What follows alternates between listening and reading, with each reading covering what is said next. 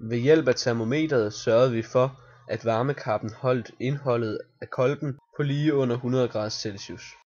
I kolben havde vi 10 ml vin målt med fuldpipette.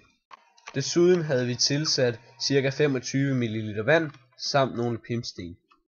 Pimpsten forhindrer stødkogning.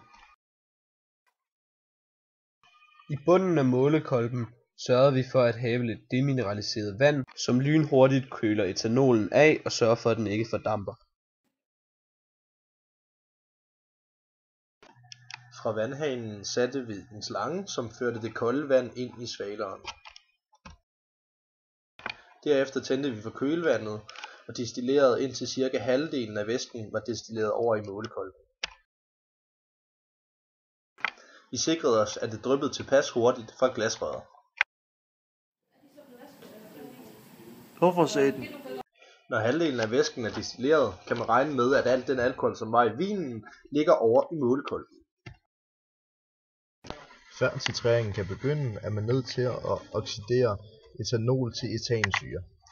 Det gør man med først at overføre 10 ml 0,100 molær kaliumkromatopløsning med fuldpipette til hver af de 250 ml koniske kolber. Derefter tilsætter man 5 ml koncentreret svovlsyre og til sidst 5 ml etanolopløsning med fuldpipette. Når der er gået 10 minutter, er oxidationen af etanol til etansyre foregået fuldstændig, og man er nu klar til at titrere. Dog er man nødt til først at tilsætte 100 ml vand, og derefter 5 dråber ferrinopløsning. Ferrinopløsningen gør, at man ser et farveskift fra blå til en flot blivende rød, når man titrerer med 0,200 molær jernopløsning.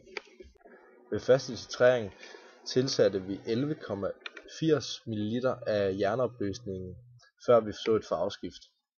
Ved den anden titrering tilsatte vi 11,90 ml af jernopløsningen, indtil vi så et farveskift. Resultaterne ligger altså ret tæt på hinanden.